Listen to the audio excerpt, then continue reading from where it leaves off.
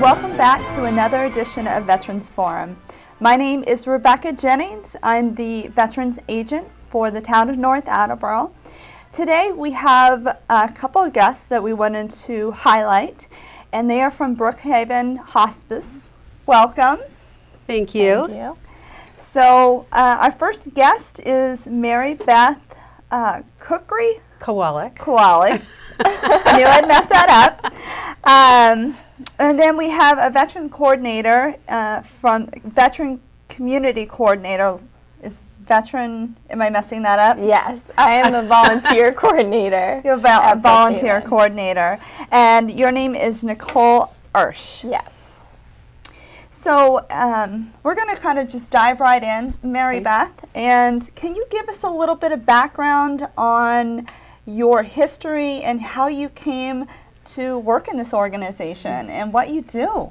Well, I've been in the hospice industry for 10 years now, and it's wonderful work. I've been a community outreach coordinator as well as now the We Honor Veterans coordinator. My work in the community is teaching and educating families and patients about hospice care, and what we do. I'm like the bridge between the patient and hospice or the nursing home, wherever our patients are, helping them understand what's going on in their life.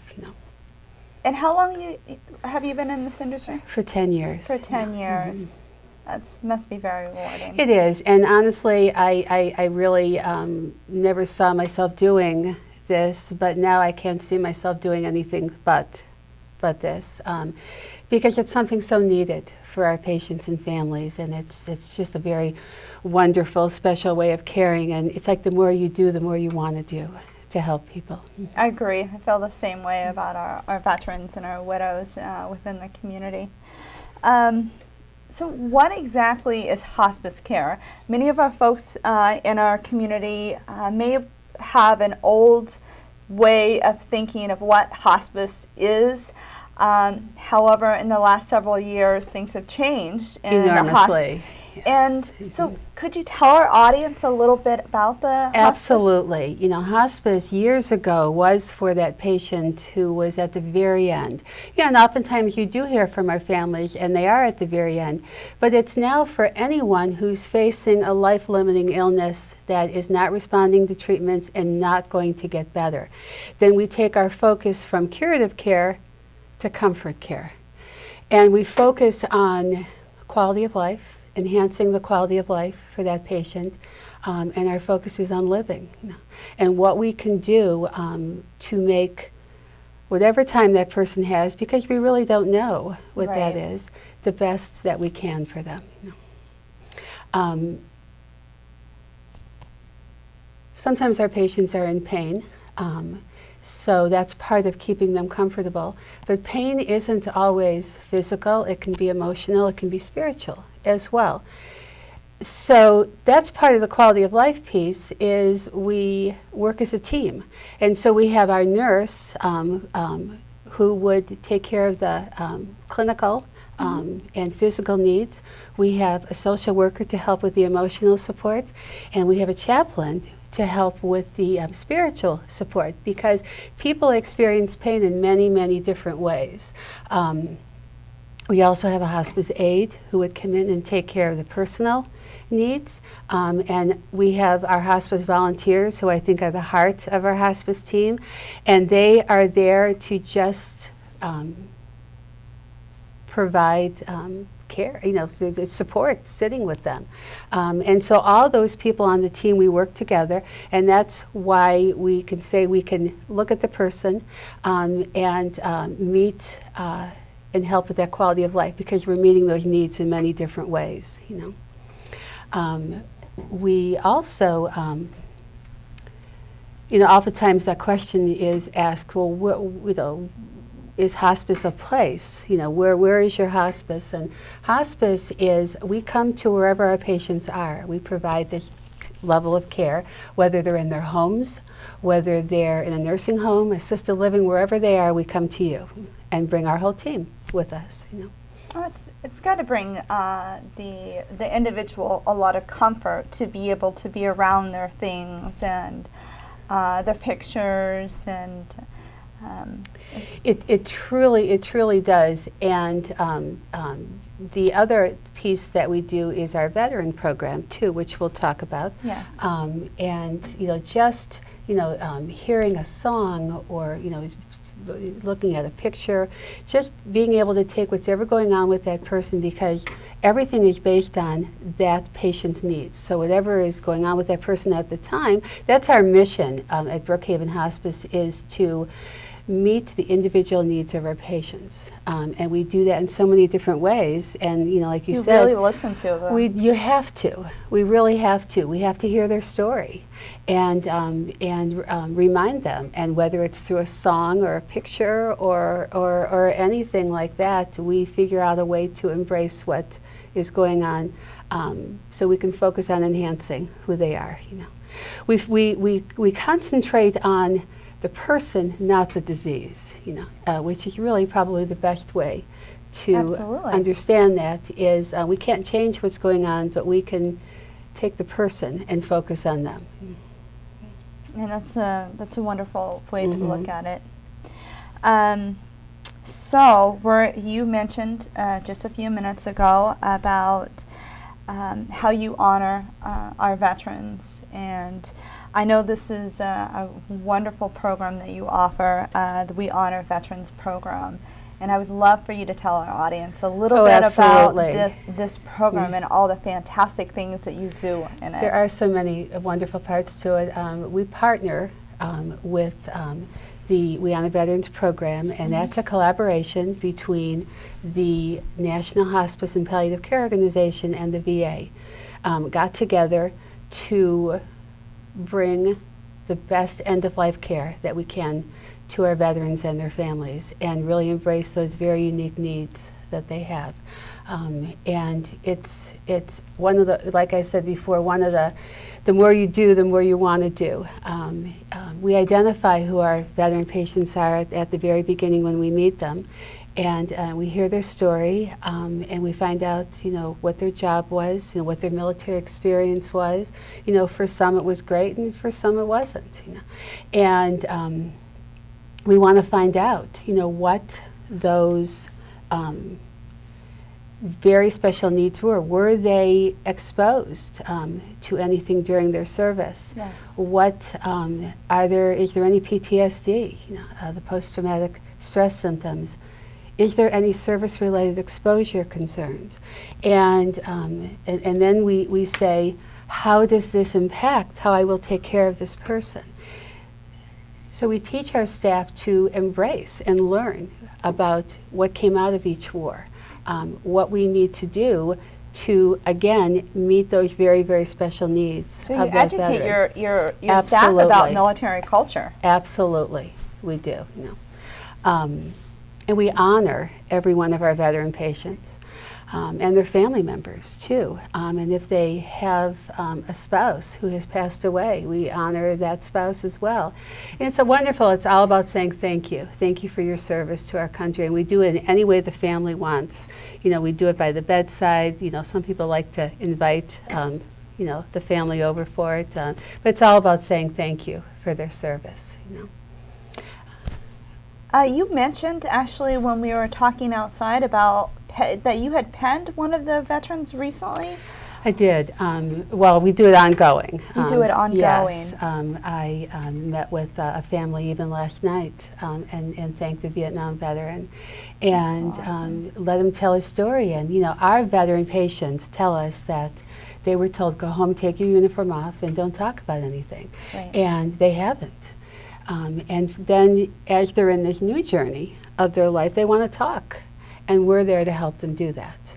And last night was a perfect example because he was telling stories the family had never heard before. That's so awesome. It was wonderful. And also, there were two other veterans there who had different experiences that kept more inside all of those years, that also told their stories as well. So it was kind of liberating for everyone there, and the family. It was wonderful, and the family heard things for the first time, and it was, and I could see it was peaceful for all that were there, and it was a quick thank you, but so much came out of it, you know. And we do it on a regular basis for all of our veteran patients. You know. I'm sure they appreciate it. They I can't tell you how we feel when we leave, but during it, just because, you know, if they can, they'll tell us the story, and we usually will talk about you know, what branch of service they were in, or you know, different things that they learned. So intriguing. Every veteran is so different. Their so different. So experiences different. Depending on the ward that they were in, and even if they were on peacetime. Well, and that is why this program is so important, because of what you're saying, because every veteran wasn't a veteran during wartime. Right. And I found that out many times when we've honored our patients, but it came out last night. One was in combat and one was not. So one had a different experience, and one felt inadequate because he wasn't there, you know.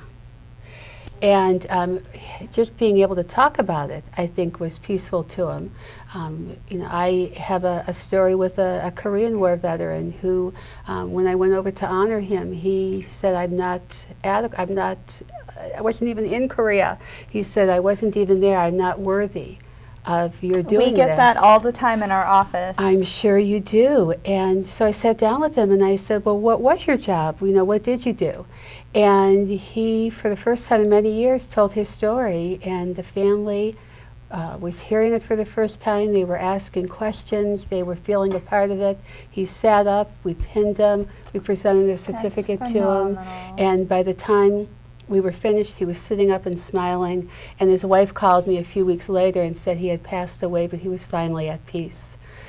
And that's what this program is. It's about bringing peace to our veterans and their families. You know? And that's exactly the reason why I thought having your organization come on Veterans Forum to educate our community about, you know, hospice has changed. It's so not very the much. same. And even your volunteers do a lot of great work.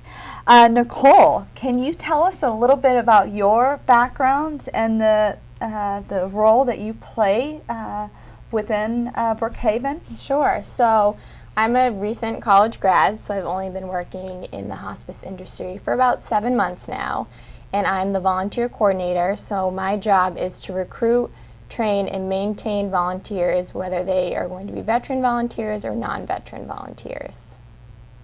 So what made you think that you wanted to go into this industry? Well, I always wanted to go into healthcare, and this job kind of fell on my lap, so I kind of thought it was fate that I go into the hospice industry. I was a little nervous and apprehensive at first because hospice is such a unique niche, and it really takes a special person to work in this industry. But once I got started, I knew that it was something that I really enjoy because it's a very rewarding career. It is very. So Brook Haven Hospice is looking for patient care, administrative, bereavement, alternative therapy volunteers.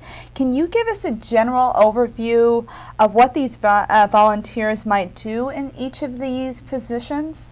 Yes, so our patient care volunteers really provide the companionship for our patients. So a lot of it is going to the patient wherever they are, whether it is in their home or facility or assisted living, and they really just sit and share stories or play music, play games with them. A lot of our volunteers will play card games. A lot of our patients love playing cribbage with the volunteers. I like cribbage. Or they read books to them. So that's really the hands-on patient care that we have. We also have our administrative office, which is our volunteers that come into our corporate offices. They'll do phone calls, they'll file for us, basically anything that we need extra help in our office. And that kind of blends in with our bereavement volunteers. And what that is that after a patient dies, we do like to call the family within a day or two just to extend our sympathy on behalf of Brook Haven Hospice. Mm-hmm. And that's something that our volunteers can help us with. So that can be something that they can even do from their home. So we just connect them with the phone numbers of the families, and they'll just call and say, I'm a volunteer at Brook Haven Hospice and I'd really like to extend our sympathy, and if there's anything more Brook Haven can do for you, you can always call us at our offices. And then we also have vigil volunteers, and they're specially trained to be with our patients who are actively dying, so they are at their last stages of their life, and some of our patients don't have any family or friends, so that's when we like to have vigil volunteers go in, and they can sit from anywhere from 1 hour to, I have some volunteers who will stay all night, just because they don't want, they don't want our patient to be alone when they're about to pass away. And I think that's something very special that our volunteers can offer our patients who don't have a lot of support, as in family and friends. That's a wonderful program that you offer. Yes. Especially for those that, at their last stages, to be able to find comfort and that bereavement piece of it, we follow our patients and families for 13 months. Yes, you did is part of this. what the hospice program is, and long after that as well, if we feel that the family still needs the support. And we have memorial services that we do several times during the year, throughout our communities, where we invite the family to come back. And it's beautiful, to again, once again honor our families. And like we have, so we do those throughout the community because we're in so many different communities. Yes, yes. Brook Haven Hospice is, we're a hospice provider, and we work throughout the state of Massachusetts as well as southern New Hampshire.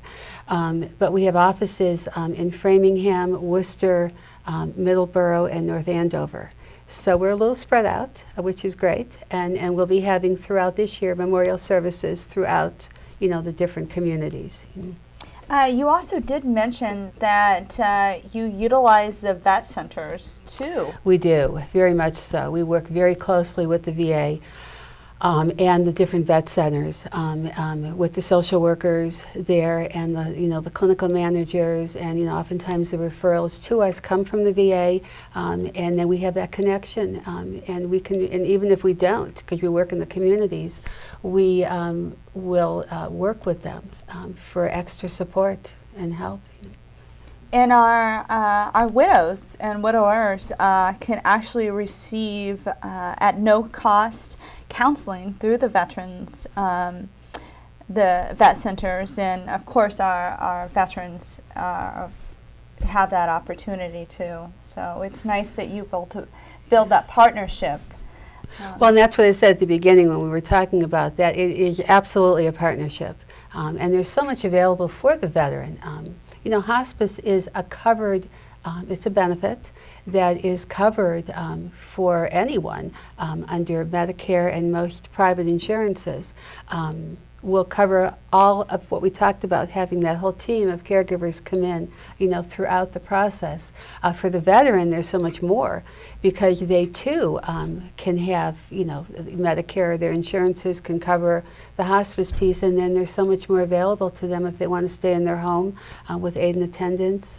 We can get the private care in for them, or everybody's needs are different, but certainly there are so many options and benefits available for our veterans and their families. And there's a lot of benefits through the VA that they could access. Yes, absolutely, and we can help them do that as well.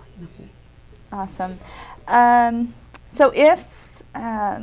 So in addition, we talked about that you're looking to recruit volunteers into the program. If someone was interested in volunteering for this program, is there any special training or knowledge, or if they didn't want to sit down with a patient and they wanted to, do administrative work, how do they go about doing this? So they would contact our office, and what I typically do is that I have an application. So they fill out the application. We do query checks on all of our volunteers because they will be with our patients and they will be privy to their medical information. So we do need to do training with them. We go over our HIPAA policies, how they can't share any medical information of our patients. We go over boundaries of what they can and cannot do with our patients. And we talk a little bit about different diagnoses that they might see in our patients and how to handle them. For example, we have dementia and Alzheimer's patients, and just kind of the symptoms that they might be seeing of memory loss as they go along volunteering with them. And it's important for them to understand the dying process. So we go through that with them of what they might be seeing. And then for our veteran-to-veteran volunteers, which is a separate program that we have, is where we recruit veteran volunteers because we recognize that our veteran patients have such unique needs and they need extra support, that a veteran volunteer who has gone through similar experiences that they have is able to go and sit with them and really talk and have a common bond that they can share because they have similar experiences. And that's really important because that really amplifies quality of life for our veterans at their end of life. So our veteran volunteers do kind of have an extra training on how to handle a veteran if they start to see PTSD in them, or certain boundaries that they can go over and things that they can talk about with their fellow veterans. So that's really a big important part of our volunteer program. Along with our veteran-to-veteran volunteer program, we also have our alternative therapies for our volunteers that they supply to our patients. And what's so great about that is that we have a lot of pet therapy that we offer our patients. Oh, phenomenal. So a lot of our volunteers will have their animal. So basically what needs to happen for that is their animal needs to be vaccinated, up to date with their rabies. They do have the option of getting their dog pet therapy certified, which we refer to a program for them to do, and they basically just bring their animal into the facility, and our patients absolutely love seeing pets because it's a part of the outside world that they get to see that they don't usually see when they're in assisted living or a nursing home. That's wonderful. So we're going to wrap it up. Would you guys like to tell our audience how they would be able to contact, what your website is, if there was any additional information that we hadn't discussed here that you wanted to provide?